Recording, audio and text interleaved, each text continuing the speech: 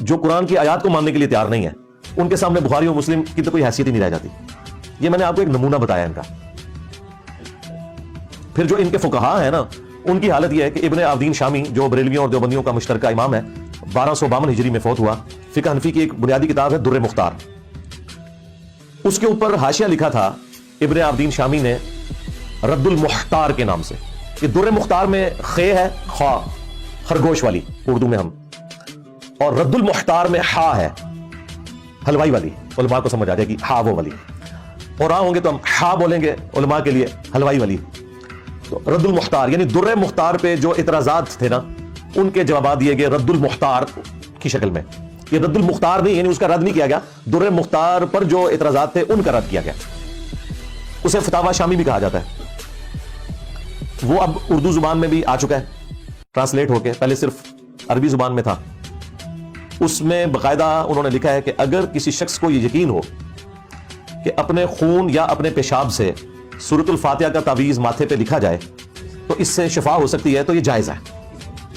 اچھا، اس کی وہ دلیل بھی دیں گے. وہ کہتے ہیں کہ قرآن میں نہیں آیا ہوا، 4 مقامات پہ آیا کہ تمہارے لیے حرام کیا گیا بہتا ہوا لہو، خنزیر کا گوشت اور مردار، اور وہ ذبیحہ کہ جسے ذبح کرتے وقت غیر اللہ کا نام لیا جائے. لیکن اگر کوئی کیٹاسٹرافک کنڈیشن ہو، دل میں بغاوت نہ ہو، تو اس میں سے اتنا لے لینا کہ اس سے جان بچ جائے، تو اللہ تعالیٰ نے اس کی اجازت دی ہے. سورۃ البقرہ میں، سورۃ المائدہ میں، سورۃ الانعام میں، سورۃ النحل کے اندر. بلکہ سورۃ النحل میں تو اس سے بھی اگلا ورژن آیا کہ اگر کسی شخص کے لیے زندگی موت کی کشمکش بن جائے اور اسے کلمات کفر بھی بولنے پڑ جائیں، دل ایمان پر ٹھکا ہو، تو اللہ تعالیٰ کلمات کفر کے اوپر بھی گرفت نہیں کرے گا. بالکل یہ ہے. اچھا، اس کی وہ دلیل لیں گے اور وہ کہیں گے دیکھیں زندگی موت کی کشمکش ہے، تو جان بچانے کے لیے اگر اپنے پیشاب یا خون سے سورہ فاتحہ کا تعویذ لکھنا پڑتا ہے تو اس میں کیا حرج ہے؟ اندازہ کریں، یہ کوئی طریقہ علاج ہے؟ یہ ایک شیطانی طریقہ ہے. اسلام میں کہاں ہے کہ آپ کوئی شیطانی راستہ اختیار کریں گے؟ طریقہ علاج کے طور پر کوئی کھانے والی چیز، کوئی اس طرح کی چیز، خون کسی نے کھانا ہے، اپنا پیشاب پینا ہے، پی لے، کوئی مسئلہ نہیں ہے. اللہ تعالیٰ کے قرآن کو کیوں وہ اس طریقے سے تعویذ کی شکل میں لکھنا چاہتا ہے؟ یہ تو نہ کوئی روحانی علاج بن سکتا ہے اور نہ ہی یہ کوئی آپ کا میڈیکل علاج ہو سکتا ہے. تو اس طرح کی جسٹیفیکیشنز دیں گے، یا کہیں گے یہ بس ان کا فتویٰ ہے لیکن مفتہ بھی قول نہیں ہے. مفتہ بھی تو ہے نا، وہ فتویٰ تو دے رہے ہیں نا، ان کے اوپر گرفت کرو. گرفت کرنے کی ان کی جرت نہیں ہے. ایک مرد مجاہد پیدا ہوا بریلویوں میں، ہمارے استاد غلام سعود سعیدی صاحب رحمہ اللہ تعالی، اللہ تعالیٰ ان کی غلطیوں سے درگزر فرمائے، انہیں نیک کاموں کا اجر دے. انہوں نے جب شرح صحیح مسلم لکھی 6 جلدوں کے اوپر، تو انہوں نے اس مسئلے کو اس میں ایڈریس کیا. اب وہ ایڈریس انہوں نے اس انداز میں کیا کہ کسی طریقے سے اپنے بزرگوں کو بھی بچا لیں اور اپنے ایمان کا اظہار بھی کر دیں تاکہ اللہ تعالیٰ کے حضور پکڑ نہ ہو جائے. انہوں نے پتہ کیا لکھا؟ انہوں نے کہا کہ اس میں کوئی شک نہیں ہے کہ ہمارے بزرگوں میں قرآن اور سنت کی عظمت ہم سے بہت زیادہ تھی. یعنی پہلے انہوں نے باقیوں کو نارملائز کرنے کی کوشش کی کہ اب میں جو بزرگوں کے اوپر علمی گولی چلانے لگا ہوں تو کوئی یہ نہ کہ میں بزرگوں کا گستاخ ہوں. انہوں نے کہا کہ ان کے دل میں قرآن اور سنت کی عظمت ہم سے زیادہ تھی، لیکن بال کی کھال اتارنے کی عادت نے، یعنی چھوٹی چھوٹی باتوں کے اوپر، جسے یہ فقہ کا نام دیتے ہیں، اور فقہ تو اسلام کی بنیاد ہے، ٹرو انڈرسٹینڈنگ.